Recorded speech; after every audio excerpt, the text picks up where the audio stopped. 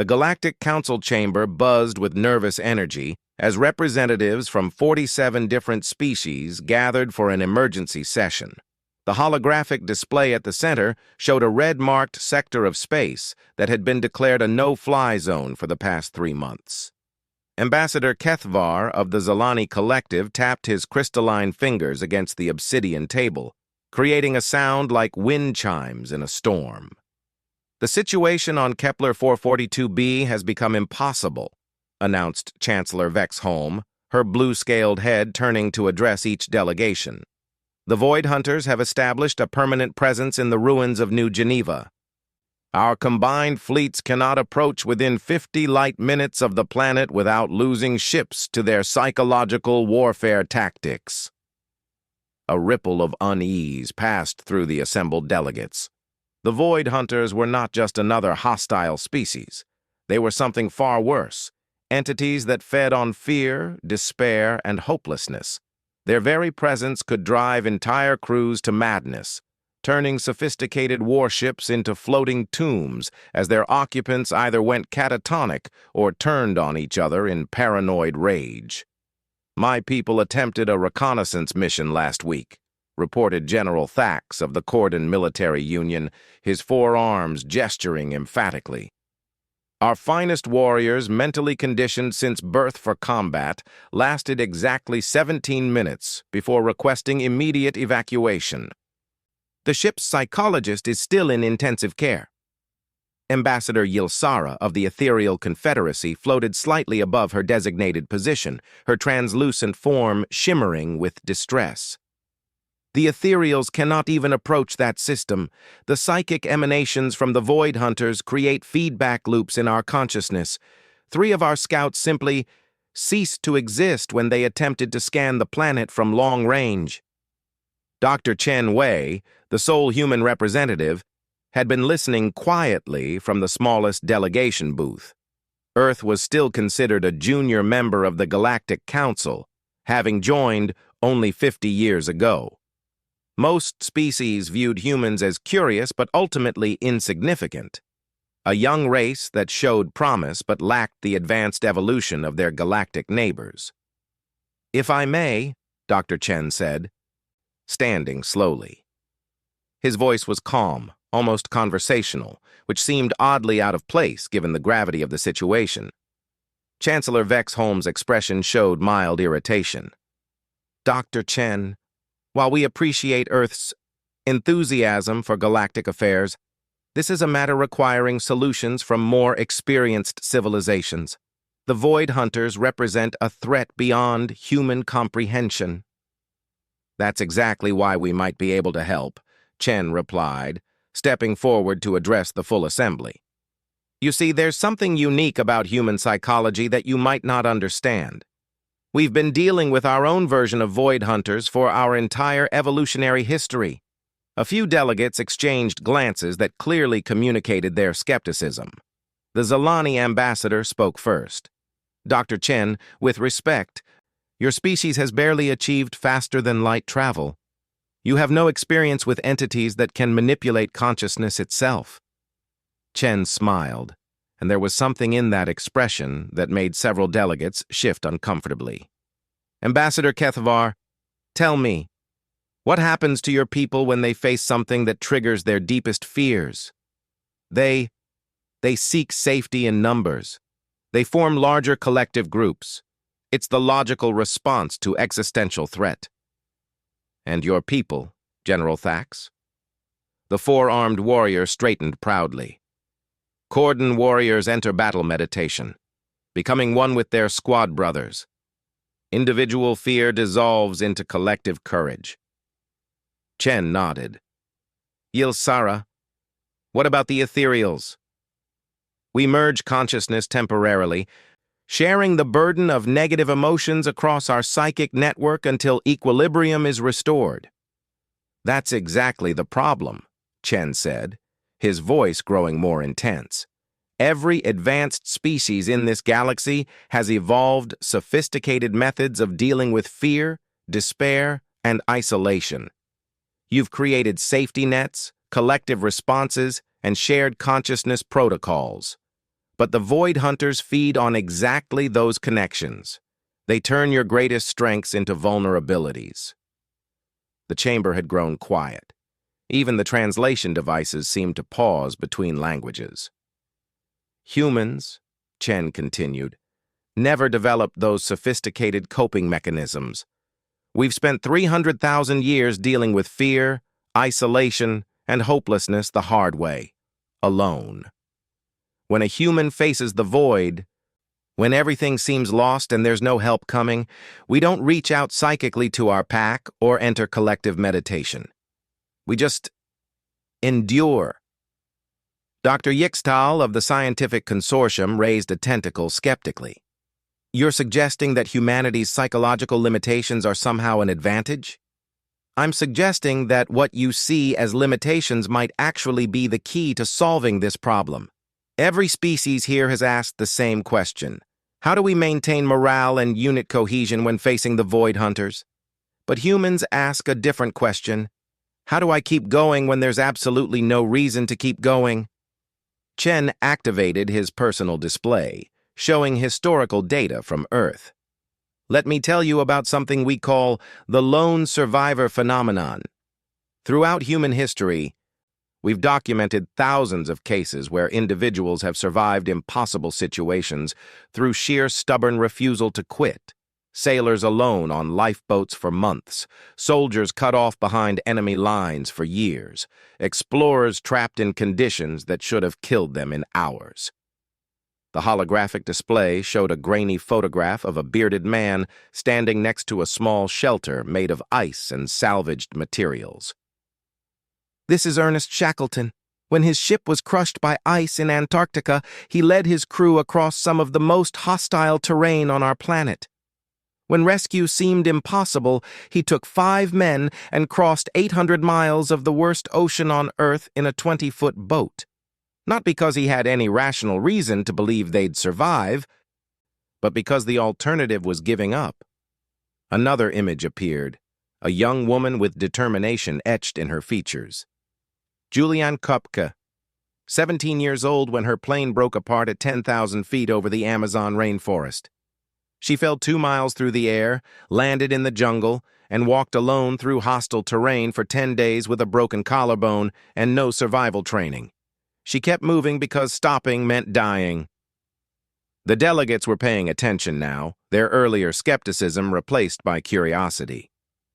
The point is, Chen said, humans have a unique relationship with hopelessness. We've learned to function in it, to make decisions in it, to even find strength in it. When everything goes wrong and all the support systems fail, we don't break down. We just get more stubborn. Ambassador Kethvar's crystalline features reflected the holographic light as he leaned forward. You're suggesting that humans could operate effectively in an environment where other species' psychological defenses become liabilities. I'm suggesting we might be the only species that doesn't have psychological defenses for the Void Hunters to exploit. When they project despair, we recognize it as Tuesday. When they amplify isolation, we shrug and keep working. When they whisper that there's no point in continuing, Chen's smile returned, harder this time. Well, we've been hearing that voice our entire lives. We've learned to tell it to shut up and let us work. Chancellor Vexholm studied the human representative with new interest. This is unconventional thinking, Dr. Chen. But even if human psychology is resistant to Void Hunter influence, what could a single ship accomplish that our combined fleets cannot? That's the beautiful part, Chen replied. You don't send a fleet. You don't send a squad. You send one ship, one person, operating completely alone. No support network to corrupt, no morale to undermine, no unit cohesion to destroy. Just a human, a ship, and whatever needs to get done. The chamber erupted in concerned voices from multiple species. The idea of deliberately sending someone into a hostile zone without backup violated every military doctrine represented in the room. General Thax's voice rose above the others. This is madness! No warrior operates without support! It's suicide! Chen waited for the noise to die down before responding. General, you're thinking like someone whose species evolved pack hunting and collective defense. But humans evolved as persistence hunters. We would pick one target and follow it for days, sometimes weeks, until it collapsed from exhaustion. We didn't overwhelm our prey with superior numbers or advanced tactics. We just outlasted them. He gestured to the display showing the contested star system. The Void Hunters are trying to break our spirit, turn our own psychology against us, but they're using tactics designed for species that actually have sophisticated psychological defenses. What happens when they try those same tactics on someone who's already spent their entire evolutionary history dealing with exactly those feelings? Dr. Yixtal's tentacles writhed thoughtfully. The theoretical framework is intriguing. But surely you're not volunteering for such a mission yourself. Chen's expression grew serious. Actually, I am. But not alone. There's someone else who should be here for this conversation. He activated his communication device. Captain Morrison, please join us. The chamber doors opened to admit a woman in her 40s wearing a simple Earth Force uniform. Captain Sarah Morrison walked with the easy confidence of someone accustomed to being the only human in any given room. Her brown hair was pulled back in a practical ponytail, and her eyes held the particular alertness of someone who'd spent years making life-or-death decisions with incomplete information. "Distinguished delegates," Morrison said, nodding to the assembly. Dr. Chen asked me to prepare a mission profile for single-operator insertion into Void Hunter territory. I've reviewed the available intelligence, and I believe a solo reconnaissance mission is not only feasible, but probably our best option for gathering actionable intelligence. The ethereal ambassador's form flickered with agitation. Captain Morrison, the psychological pressure alone would incapacitate any rational being within hours. Morrison's response was matter-of-fact. Ma'am, I've been deployed alone in hostile territory before. Yemen, Myanmar, the Titan colonies during the ice storms. You learned to manage the pressure. Those were conventional hostile environments, protested General Thax. The Void Hunters attack the mind itself. Yes, sir, Morrison agreed. Which means conventional defenses won't work anyway, but they're not attacking something humans rely on for survival. We've been operating with compromised mental states since before we invented agriculture. Depression, anxiety, PTSD, survivor's guilt. We've built entire medical specialties around managing those conditions while remaining functional. She activated her own display, showing mission specifications. The plan is simple. Single ship insertion using our newest stealth corvette. No communication with fleet assets once I cross the perimeter. Primary objective is reconnaissance, specifically identifying Void Hunter operational patterns and potential vulnerabilities. Chancellor Vex Holmes studied the proposed flight path. Captain, you're describing a one-way mission. Even if you gather intelligence, how do you plan to extract? Morrison shrugged. Same way I plan to get in, very carefully and with a lot of backup plans. But the extraction is a secondary concern. The primary goal is proving that humans can operate in Void Hunter territory long enough to accomplish meaningful objectives. And if you're wrong? Asked Ambassador Keithvar. If the Void Hunters affect humans the same way they affect everyone else? Morrison's smile was grim but determined. Then you'll know that too, and you can try a different approach. But I don't think I'm wrong. You want to know the difference between humans and every other species in this room? When we're scared, alone, and facing impossible odds, we don't look for backup. We look for a weapon. The silence that followed was heavy with implications. Finally, Chancellor Vex Holmes spoke. Dr. Chen, Captain Morrison, you're asking us to authorize what amounts to a suicide mission based on untested theories about human psychology. No, ma'am, Morrison corrected. I'm asking you to let us do what humans do best. Go somewhere nobody else wants to go, alone, and figure out how to get the job done anyway. Dr. Chen stepped forward. Chancellor, The current situation is untenable. We've lost 17 ships trying conventional approaches. At some point, unconventional becomes the only logical option. The delegates began murmuring among themselves in their various languages. The translation matrix struggled to keep up with the overlapping conversations as species debated the merits of the human proposal. Finally, Ambassador Yil-Sara's ethereal voice rose above the others. There is precedent for this approach. In our archives, we have records of a species called the Wanderers. They faced a similar threat 12,000 years ago, entities that fed on social bonds and collective consciousness. The Wanderers were naturally solitary, and they succeeded where more advanced civilizations failed. "What happened to the Wanderers?" asked General Thax. "They disappeared after resolving the crisis," Yil-Sara admitted. "Some believe they transcended to a higher plane of existence. Others think they simply chose to explore beyond our galaxy, but their methods were effective." Chancellor Vexholm looked around the chamber, reading the mood of the various delegations. "This is highly irregular, but given our lack of progress through conventional means—" She paused, clearly struggling with the decision. "Dr. Chen, Captain Morrison, you have preliminary authorization to proceed with mission planning.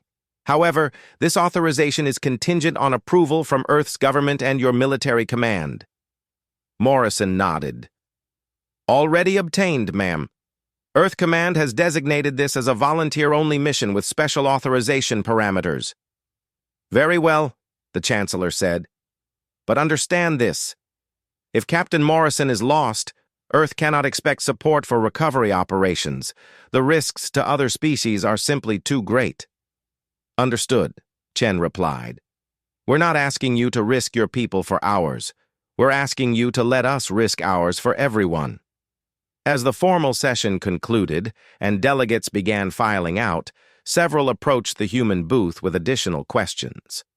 The Cordon General seemed particularly interested in human military psychology, while the Zolani ambassador wanted technical specifications for the stealth corvette. But Captain Morrison was already focused on her mission preparation. She'd meant what she said about backup plans, 17 of them, each more improvised than the last. Because that's what humans did when facing the impossible. They made plans until they ran out of time, then they improvised until they ran out of options, then they got stubborn until something broke. Usually it wasn't them. The stealth corvette Persistence drifted through space like a metal ghost, its hull designed to absorb rather than reflect sensor sweeps. Captain Sarah Morrison sat alone in the cramped cockpit, watching the tactical display as she approached the outer perimeter of Void Hunter territory. 3 days had passed since she'd left the fleet staging area, and she hadn't spoken to another living being since her final communication with Fleet Command. Most species would have found the isolation unbearable by now. Morrison found it peaceful. She'd spent the journey reviewing everything the galaxy knew about Void Hunters, which wasn't much. They appeared to be energy beings that fed on negative emotions, particularly despair and hopelessness. They could manipulate electronic systems to some degree, though the mechanism wasn't understood. Most importantly, they seemed to possess some form of psychic ability that could influence the thoughts and emotions of other sentient beings. What the files didn't mention, but Morrison had figured out from reading between the lines, was that every previous encounter had involved groups. Fleets, squadrons, research teams, always multiple individuals connected by communication systems, command structures, and social bonds. The Void Hunters seemed to excel at turning those connections into vulnerabilities.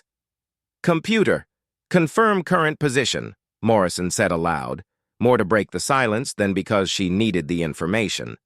"Current position, 47 light minutes from Kepler 442b, crossing into contested space in approximately 6 hours at current velocity."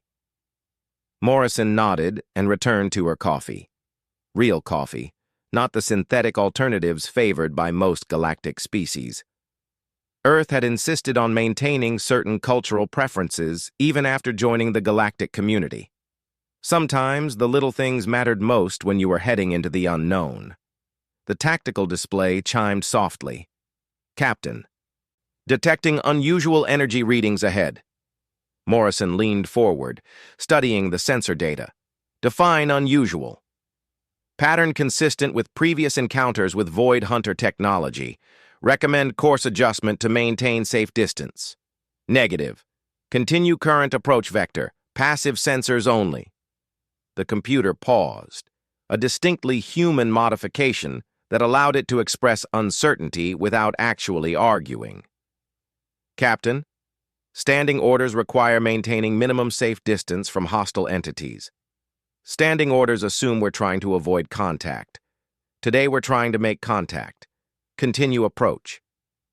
Morrison felt it before the sensors detected it, a subtle wrongness in the air, like the pressure drop before a thunderstorm.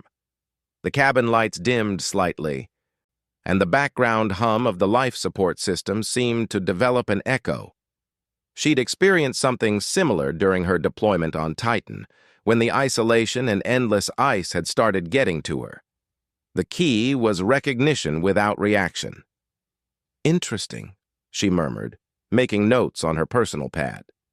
Psychological effect begins before direct contact, probably designed to encourage retreat. The sensation intensified as she continued her approach. Whispers seemed to echo from the ship's walls, speaking in languages she didn't recognize but somehow understood. They spoke of failure, of loss, of the futility of struggle against inevitable darkness.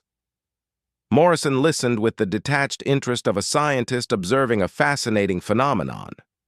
Computer, are you experiencing any system anomalies? Negative, Captain. All systems operating within normal parameters. Morrison found that encouraging. Whatever the Void Hunters were doing, it seemed to target biological consciousness rather than artificial intelligence. That suggested their influence might be more limited than previous reports indicated. The whispers grew louder, more insistent. They began incorporating details from her personal history, her failed marriage, her brother's death in the colony ship disaster, the mission on Europa, where she'd lost half her team to equipment failure. Morrison felt a familiar weight settling on her chest, the old companion she'd learned to carry during her darkest deployments. Yeah, I know, she said conversationally to the empty air. Terrible things happen. People die. Sometimes it's your fault. Sometimes it's not. Either way, you keep going. The whispers paused, as if surprised by her response. Morrison continued her approach toward Kepler 442b, now clearly visible on the main display. The planet had once hosted a thriving human colony, New Geneva, with over 2 million residents. Now it was a graveyard world, its cities dark and empty. But somewhere on that planet, the Void Hunters had established their base of operations. Computer, begin detailed surface scans. I want to know where they're concentrating their activity. Captain, I'm detecting significant electromagnetic disturbances across the planet's surface. However, there appears to be a concentration of anomalous energy readings in what was formerly the city's industrial district. Morrison studied the scan results. The energy signatures were unlike anything in the galactic databases, patterns that seemed to shift and flow like living things. Mark that location as primary objective. Begin approach to orbital insertion. As the Persistence entered the planet's atmosphere, the psychological pressure intensified dramatically. Morrison felt waves of despair washing over her, accompanied by vivid mental images of every failure, every loss, every moment of doubt she'd ever experienced. For most species, this would have been overwhelming. For Morrison, it was Tuesday. She'd learned long ago that feelings and facts were separate things. The despair felt real, but that didn't make it true.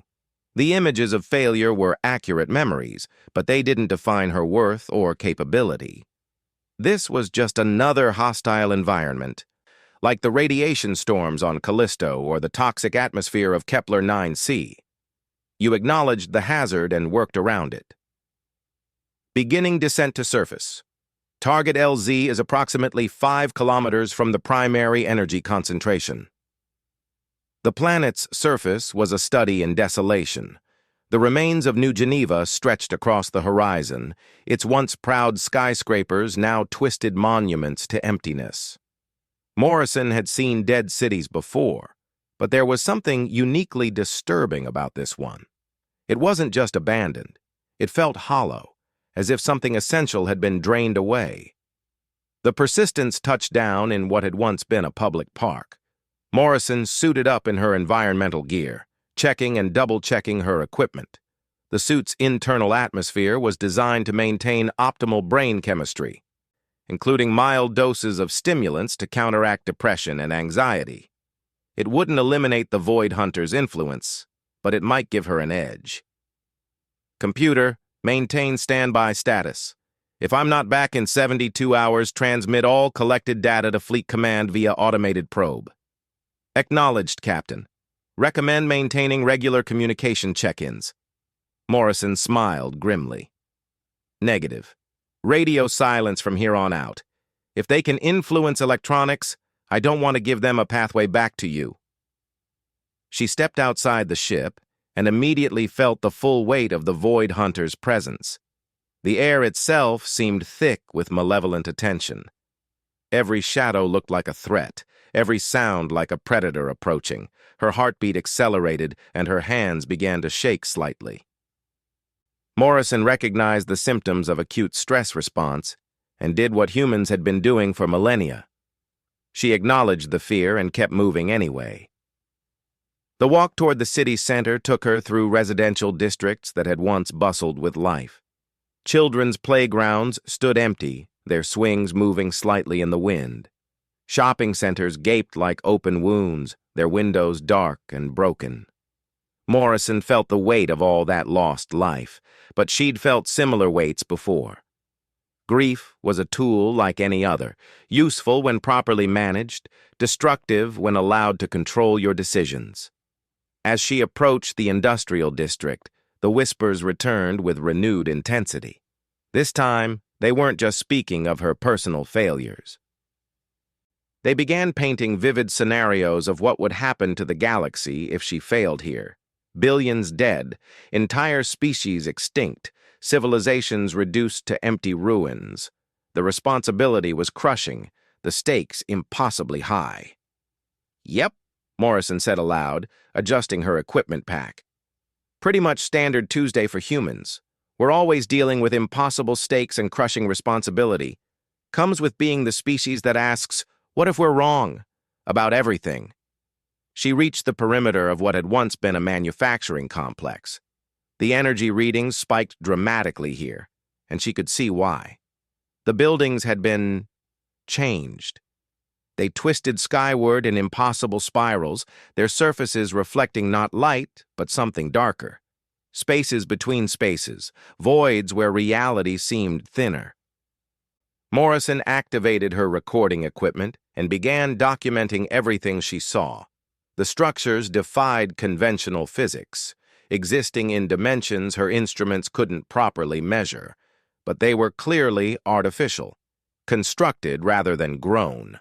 The Void Hunters were builders, which meant they had technology, which meant they had limitations. As she moved deeper into the complex, the whispers became a roar. Every step felt like walking through molasses, and the air itself seemed to resist her movement. The very concept of forward progress felt absurd. Why continue? What was the point? Everyone she cared about was light years away, and she would almost certainly die alone on this hostile world. Morrison paused for a moment, not because she was reconsidering, but because she needed to rest. The psychological pressure was exhausting, like trying to think clearly while being shouted at. She found a relatively stable-looking piece of debris and sat down, pulling out a ration bar and some water. "You know what's funny?" she said conversationally to the oppressive presence around her. "You're trying really hard to make me feel hopeless and isolated. But I've been hopeless and isolated before. and I've learned something important about it."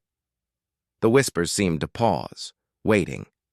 When everything goes wrong, when you're alone and scared and the whole universe seems hostile, you don't need hope to keep going. You don't need to feel good about your chances. You just need to be too stubborn to quit. Morrison finished her ration bar and stood up, shouldering her pack again. "And humans have been perfecting stubborn for about 300,000 years. She continued deeper into the complex, and for the first time, the whispers sounded uncertain. They tried different approaches, offers of power, promises of safety if she would just turn around and leave. They painted pictures of comfortable retirement, of reunions with lost loved ones, of a universe where her sacrifices wouldn't be necessary. Morrison listened politely and kept walking. She found them in what had once been the complex's central power plant. 3 beings that seemed to exist partially outside normal space-time, their forms shifting between energy and something resembling matter. They were beautiful in a terrible way, like sculptures made of crystallized darkness. Around them, reality bent and twisted, creating pockets of void where the normal laws of physics simply stopped applying. The Void Hunters turned their attention toward her, and Morrison felt the full weight of their psychic assault. Every fear she'd ever experienced hit her simultaneously. The terror of her first combat mission, the panic during the reactor breach on Ganymede, the soul-deep exhaustion of watching friends die while being unable to save them. It was overwhelming, crushing, designed to reduce her to a sobbing, helpless wreck. Morrison stood her ground and took notes. "Interesting," she said aloud, her voice steady despite the tears streaming down her face. "Definitely psychic in nature, but the effect seems to require active concentration from the source entities. And you're burning a lot of energy to maintain this level of influence over just one person." One of the Void Hunters moved closer, its form rippling with what might have been curiosity or confusion. Morrison could feel its attention like a physical weight, probing at her mind, trying to find the leverage point that would break her resistance. "You're looking for despair," Morrison continued, making rapid notes on her datapad. "Specifically, you're looking for the kind of despair that comes from social isolation, the fear that no one understands you, that you're truly alone in the universe. But here's the thing about humans. We've always been alone in the universe. Every single one of us is trapped in our own skull, experiencing reality through our own limited perspective. We learned to function with that isolation because we never had any choice." The psychic pressure shifted, becoming more focused. The Void Hunter was trying to make her feel abandoned, forgotten, irrelevant to the larger universe. Morrison laughed, surprising herself with the genuine humor in the sound. "You really don't understand, do you? I'm not here because I'm important. I'm not here because I'm special or chosen or destined for greatness. I'm here because somebody had to do it, and humans are really good at doing jobs nobody else wants to do." The 3 Void Hunters drew closer, their forms becoming more defined as they focused their attention. Morrison could see details now, structures that might have been faces, appendages that could have been limbs, patterns of energy that suggested intelligence and purpose. They were trying to communicate something, but not through language. They were attempting to share their own experience directly with her mind. Morrison felt herself sinking into an alien perspective. She experienced the universe as the Void Hunters did, an endless expanse of hostile emptiness punctuated by brief flickering sparks of consciousness that burned brightly and then died. From their viewpoint, existence itself was a cosmic joke, and the only rational response was to embrace the void, to stop struggling against the inevitable entropy that would claim all life. It was, Morrison realized, a fundamentally reasonable position. The universe was vast, cold, and largely empty. Consciousness was a temporary anomaly that would eventually be erased by time and physics. From an objective standpoint, nothing any individual did really mattered in the grand scheme of things. "You're right," Morrison said aloud, and the Void Hunter's energy pattern shifted with what might have been satisfaction. "Nothing I do here will matter in 1 billion years. The universe doesn't care about me or my species, or any of the civilizations in the galaxy. We're all just temporary patterns in the cosmic background noise." The psychic pressure eased slightly, as if the Void Hunters believed they had finally broken through her defenses. Morrison smiled and continued taking notes. "But here's what you don't understand about humans. We've known that since we first looked up at the stars. We figured out we were insignificant long before we left our home planet. And we decided to do things anyway." The Void Hunter's energy patterns flickered with confusion. "See, you're operating under the assumption that objective meaninglessness should lead to despair and inaction. But humans have a different relationship with meaninglessness. When we discovered that the universe doesn't care about us, we didn't give up. We decided to care about each other instead." Morrison gestured to her recording equipment, to the data she'd been collecting throughout the encounter. "I'm not here because some cosmic force chose me. I'm here because people I care about are in danger, and this job needed doing.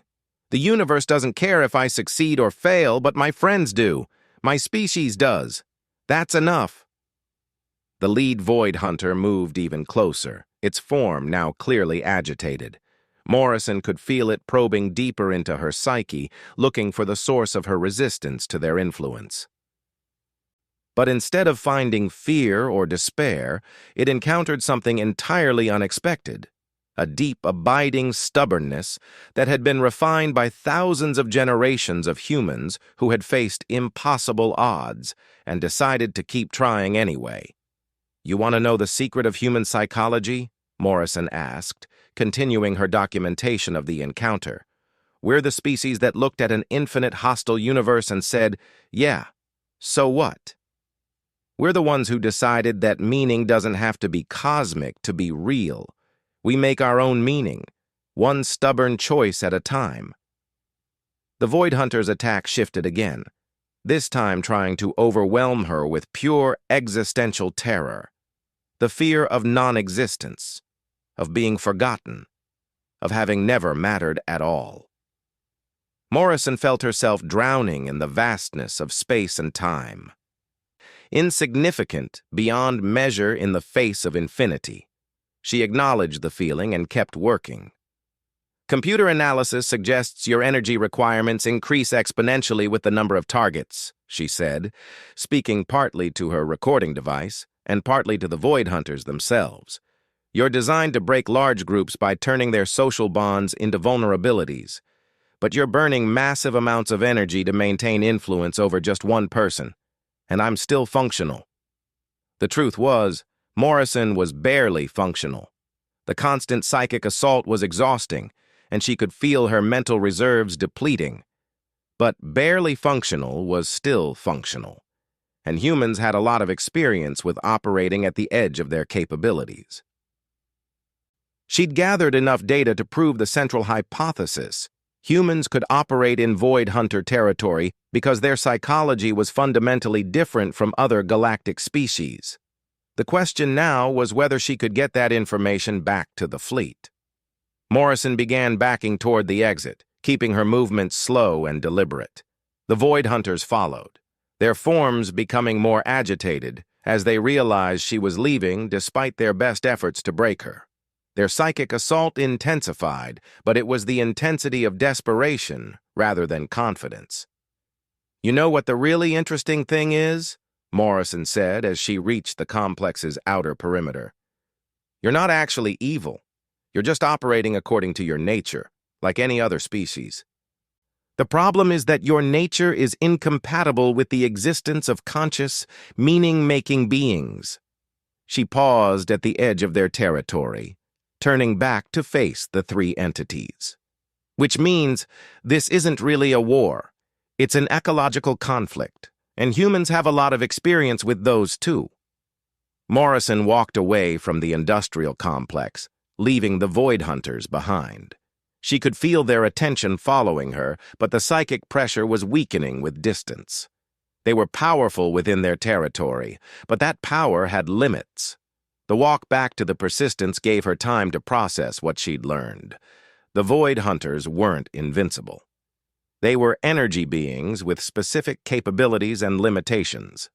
More importantly, they were vulnerable to tactics they didn't understand, like the peculiar human ability to function despite feeling terrible.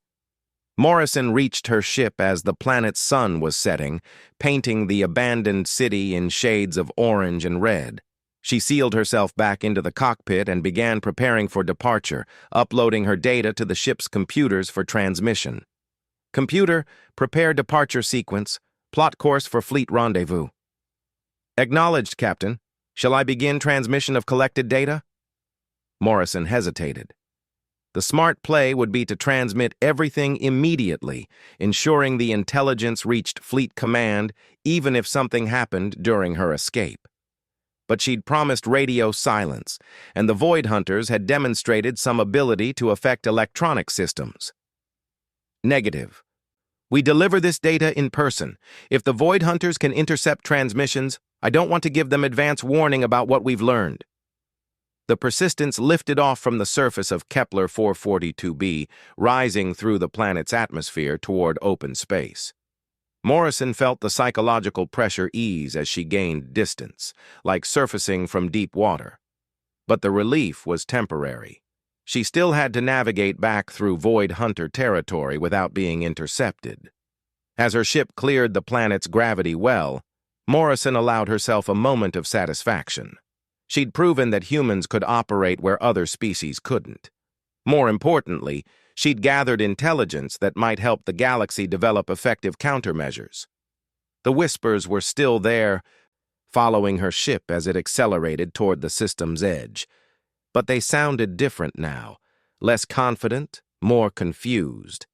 The Void Hunters had encountered something outside their understanding, and that uncertainty was a weakness that could be exploited. Morrison settled in for the long journey back to the fleet, her data secure and her mission accomplished. The hardest part was behind her. Now she just had to survive long enough to deliver what she'd learned. Behind her, on the surface of Kepler 442b, three ancient entities contemplated their first encounter with a species that had learned to find strength in meaninglessness. For the first time in their long existence, the Void Hunters were beginning to understand what it meant to feel doubt. The Galactic Council chamber had never been so crowded. Word of Captain Morrison's successful return had spread throughout the galaxy, and representatives from over 70 species had gathered to hear her report. Even species that rarely participated in council affairs had sent observers, drawn by rumors of a breakthrough in the Void Hunter crisis. Morrison stood at the central podium, looking remarkably composed for someone who had spent a week alone in hostile territory. Her report data was displayed on holographic screens throughout the chamber, showing energy readings, behavioral observations, and tactical assessments that would reshape galactic understanding of their enemy. The primary finding, Morrison said, her voice carrying clearly through the translation matrix, is that Void Hunters are not invincible. They're extremely powerful within their limitations. But those limitations are significant and exploitable. Chancellor Vexaholm leaned forward in her seat. Captain Morrison, your data suggests the Void Hunters expended enormous energy attempting to influence a single individual. Can you elaborate on the tactical implications? Morrison nodded, highlighting specific sections of her sensor logs. The energy expenditure was approximately 40 times greater per target than previous encounters with groups. This suggests their abilities are optimized for affecting multiple individuals simultaneously, using social bonds and shared consciousness as force multipliers. When forced to focus on a truly isolated target, their efficiency drops dramatically. Ambassador Kethvar's crystalline features reflected the holographic data. You're saying they're more vulnerable to individual operators than to coordinated group efforts? Not exactly, Morrison replied. They're vulnerable to individuals who can function effectively while experiencing severe psychological pressure. Most species in this chamber would be incapacitated within hours, regardless of technological support or training. The difference isn't tactical, it's psychological. General Thax gestured with all four arms toward the psychological profile data. Captain, your species' resistance to their influence appears to stem from what other civilizations would consider mental disorders. Are you suggesting that psychological dysfunction is actually an advantage? Morrison's smile was grim but understanding. General, I think you're misunderstanding what human psychology actually represents. We didn't evolve sophisticated collective coping mechanisms because we couldn't. Every human consciousness developed in isolation, forced to process existential threats without the benefit of shared mental resources. Dr. Yixtal's tentacles writhed with scientific curiosity. But surely this isolation would lead to madness. How does a species survive without collective psychological support? We developed different survival strategies, Morrison explained. Instead of avoiding negative emotions, we learned to function with them. Instead of seeking meaning from external sources, we learned to create it ourselves. Most importantly, we learned that feeling hopeless doesn't mean you actually are hopeless. She activated a new section of her report, showing detailed psychological profiles from human military history. For 300,000 years, humans have been operating in environments that should have driven us extinct. We survived ice ages, plagues, wars, and disasters that killed 90% of our population. We did it without telepathic communication, without collective consciousness, without any of the psychological support systems that every other species considers essential for sanity. Ambassador Yilsara's ethereal form shimmered with interest. The implication is that humans developed psychological resilience through necessity, while other species developed psychological enhancement through evolution.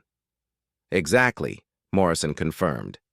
When the Void Hunters project despair, hopelessness, and isolation, they're attacking mental states that humans consider normal operating conditions. We've had our entire evolutionary history to learn how to work with those feelings instead of being paralyzed by them. The chamber buzzed with conversations as delegates processed this information. The concept that one species' psychological limitations could become advantages under specific circumstances challenged fundamental assumptions about consciousness and evolution. Dr. Chen Wei stepped forward from the human delegation booth. Chancellor, Captain Morrison's findings suggest a new tactical approach to the Void Hunter problem. Instead of trying to protect our forces from psychological attack, we could deploy forces that are naturally resistant to it. Chancellor Vexholm studied the tactical projections. Dr. Chen, are you proposing that human forces could operate effectively in Void Hunter territory where other species cannot? I'm proposing something more specific, Chen replied. Individual human operators, working alone, could potentially neutralize Void Hunter installations without the massive resource expenditure required for conventional fleets. The energy cost to influence a single, psychologically resistant target would make their defensive strategies unsustainable. The chamber erupted in concerned voices. The idea of deliberate isolation missions violated every military doctrine represented in the room.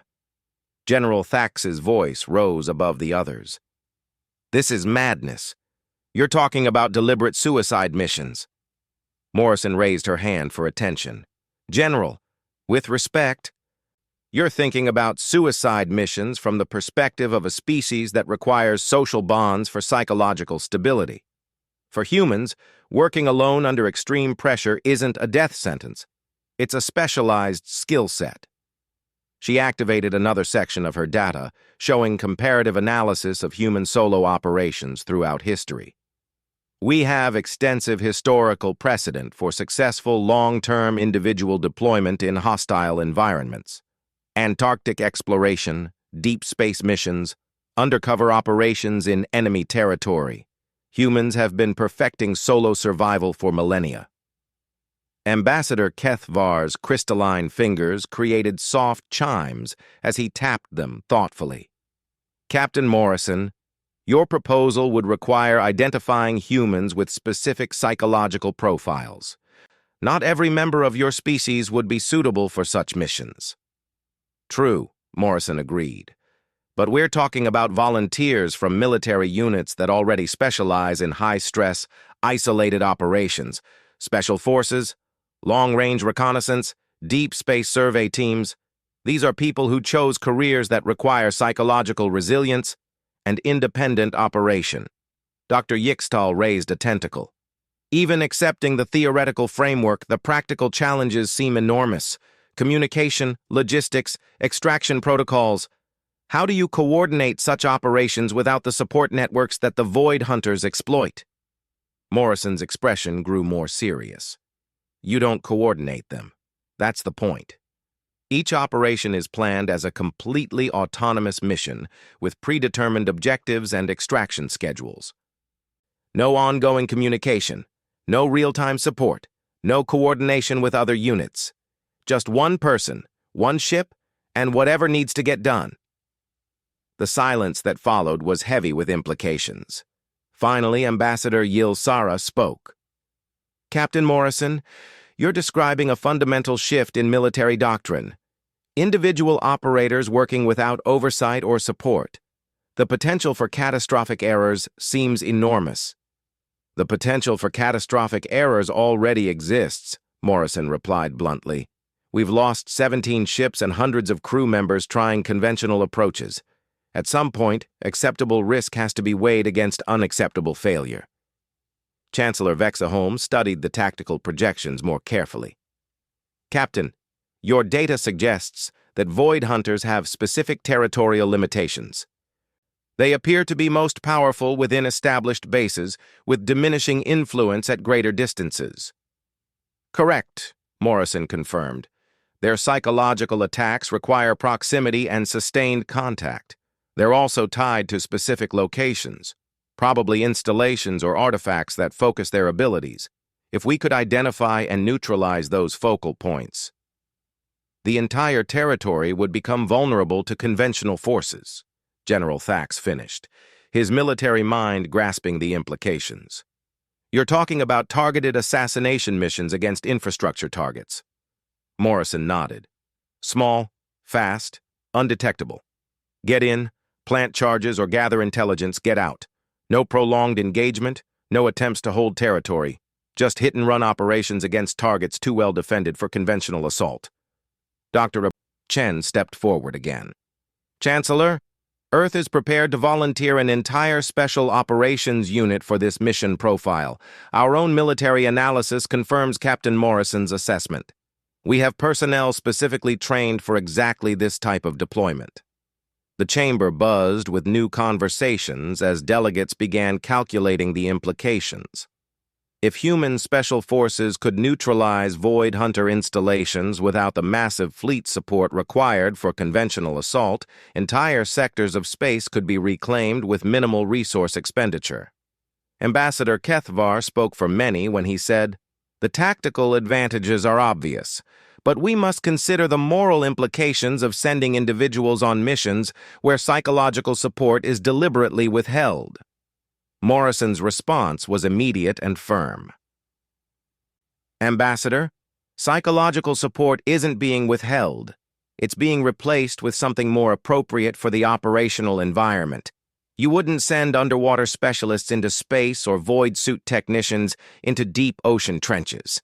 This is just matching specialist capabilities to specialist requirements. But the isolation... Yilsara's form flickered with concern. To deliberately cut off all social contact for extended periods.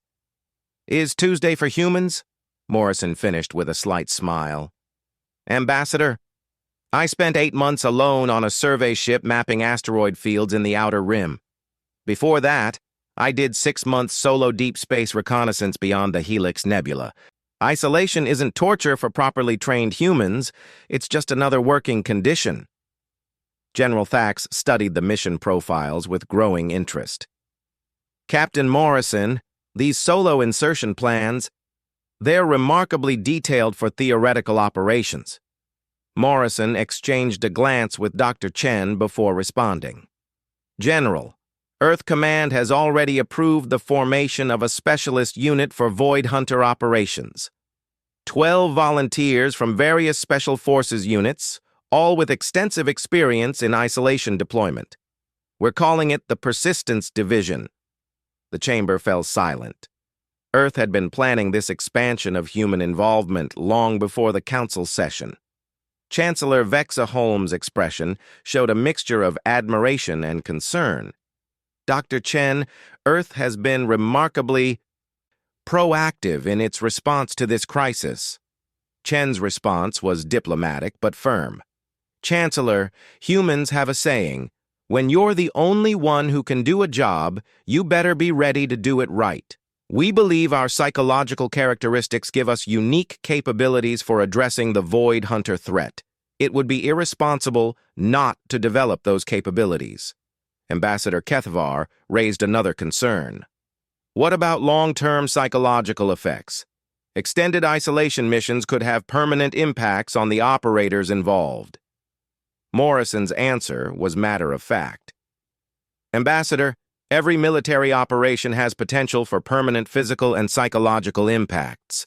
We mitigate those risks through proper selection, training, and post-mission support. But the risks to 12 volunteers have to be weighed against the risks to billions of civilians living under Void Hunter threat. Dr. Yixtal raised a more technical question. Captain, your data shows that Void Hunters can affect electronic systems to some degree. How do you ensure your equipment remains functional during extended deployment? Redundancy and simplification, Morrison replied, activating technical specifications. We use older, more robust technology that's less susceptible to interference. Multiple backup systems, manual overrides for all critical functions, and mission profiles that assume partial equipment failure. If something can break, we plan for it to break. The questions continued for hours, covering everything from extraction protocols to rules of engagement. But gradually, the tone shifted from skeptical to practical. Delegates began asking not whether human solo operations were feasible, but how they could be integrated into broader galactic defense strategies. Finally, Chancellor Vexholm called for a formal vote. The proposal before us is to authorize human Special Forces units to conduct solo infiltration missions against Void Hunter installations. This would represent a significant departure from established military doctrine, but Captain Morrison's successful reconnaissance mission has demonstrated the viability of the approach. The voting was closer than Morrison had expected, but the final tally was decisive. 41 species in favor, 23 opposed, and 3 abstentions. Earth's proposal was officially authorized. As the session concluded and delegates began filing out, many stopped to speak with Morrison personally. Some offered resources, others technical assistance, and a few simply wanted to express their admiration for her courage. But Morrison was already focused on the next phase of operations. Captain, Chancellor Vexholm approached as the chamber cleared. I must ask, are you planning to lead these solo missions personally? Morrison's smile was equal parts confidence and determination. Chancellor, I've already proven that humans can survive in Void Hunter territory. Now I need to prove that we can do more than just survive. We can win. 3 weeks later, the first Persistence Division mission launched from a hidden staging area in the Outer Rim. 12 ships, 12 operators, 12 separate objectives scattered across Void Hunter territory. No communication between units, no central coordination, no backup support. Just 12 humans doing what humans did best, going where nobody else wanted to go and getting the job done anyway. The first target was a Void Hunter installation on the moon of Kepler 442c, where long-range sensors had detected unusual energy signatures. Lieutenant Commander Jake Torres, a former deep space reconnaissance specialist, approached the installation alone in a modified stealth corvette. His mission parameters were simple: identify the installation's purpose, assess its defenses, and if possible, plant demolition charges. Torres had volunteered for the mission after reading Morrison's report. Like many humans, he'd found the Void Hunter's psychological attacks almost familiar. The whispers of meaninglessness and despair reminded him of the thoughts that had plagued him during his worst deployments. But Torres had learned long ago that dark thoughts were just noise. You acknowledged them and kept working. The installation was larger than expected, a sprawling complex of twisted structures that seemed to exist partially outside normal space. Torres documented everything, recorded energy patterns, and mapped defensive positions. The Void Hunters tried their psychological assault, projecting despair and hopelessness with increasing intensity. Torres endured it the way he'd endured radiation storms, equipment failures, and the endless isolation of deep space patrol, with professional detachment and stubborn persistence. When he was finished gathering intelligence, Torres armed his demolition charges and placed them at key structural points throughout the complex. The Void Hunters' attention focused on him with desperate intensity as they realized what he was doing, but their psychological attacks had no more effect than background noise. Torres completed his mission and extracted successfully, leaving behind an installation that would be reduced to rubble within hours. His post-mission report was brief and professional. Objective accomplished. Void Hunter psychological attacks ineffective against properly prepared human operator. Recommend immediate expansion of operational parameters. Similar reports came in from other Persistence Division operators over the following weeks. Human special forces were proving devastatingly effective against Void Hunter installations, operating with impunity in territory where conventional forces couldn't survive. More importantly, they were gathering intelligence that revealed the true nature of the Void Hunter threat. The entities weren't invaders in the conventional sense. They were refugees, the last survivors of a species that had evolved in the vast emptiness between galaxies, where consciousness was a rare and precious thing. They fed on the despair of other species not out of malice, but out of necessity. They were trying to preserve their own existence by consuming the psychological energy of civilizations that, from their perspective, had far too much of it. Understanding the Void Hunter's true nature changed everything. What had seemed like an invasion was actually a misunderstanding between species with fundamentally incompatible psychologies. The Void Hunters saw abundant consciousness and assumed it wouldn't be missed. The galactic species saw destruction of their psychological well-being as an act of war. Morrison's final report to the Galactic Council was unlike anything previously presented. Instead of recommending military action, she proposed negotiation. The Void Hunters could be convinced to feed on different sources of psychological energy. The abundant despair and meaninglessness that humans generated naturally and considered normal background conditions. "We're talking about a symbiotic relationship," Morrison explained to the assembled delegates. "Humans produce more existential anxiety, despair, and feelings of meaninglessness than any other known species. We also have the psychological resilience to function normally while experiencing those emotions. If the Void Hunters could learn to feed on human psychological waste products instead of attacking other species' functional emotions." The proposal was unprecedented. Earth offered to establish specialized installations where human volunteers would serve as psychological energy sources for Void Hunter feeding. In exchange, the Void Hunters would withdraw from inhabited systems and cease their attacks on galactic civilization. The negotiations took months, conducted through human intermediaries who could survive prolonged contact with Void Hunter psychology. But gradually an agreement was reached. Humans would provide what Void Hunters needed to survive, and the galaxy would be safe from their influence. The final signing ceremony was held on a neutral station at the edge of known space. Morrison stood as Earth's representative, facing three Void Hunter entities across a negotiating table that seemed absurd given the circumstances.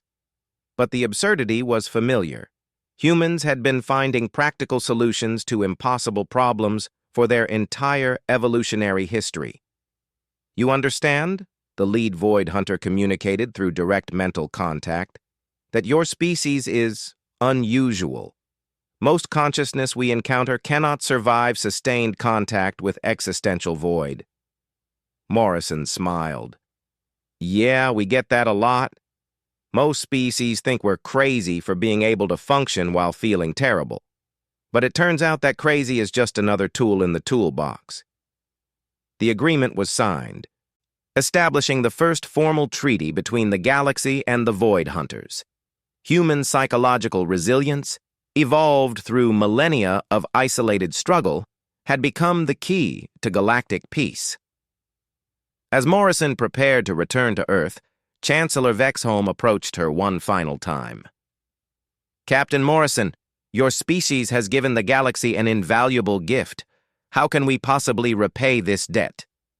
Morrison's response was typically human. "Chancellor, we didn't do this for payment. We did it because somebody had to, and we were the only ones weird enough to pull it off. That's what humans do. We show up for the jobs nobody else wants." She paused, looking out at the stars through the station's observation deck. "Besides, we've learned something important about ourselves. All those feelings that other species consider psychological disorders, the anxiety, the despair, the stubborn refusal to quit even when everything seems hopeless, those aren't bugs in human psychology. They're features." The Void Hunter crisis had been resolved not through superior firepower or advanced technology, but through the simple human ability to keep going when everything felt pointless. It was a very human solution to a very human problem. Practical, stubborn, and just a little bit crazy. But it worked.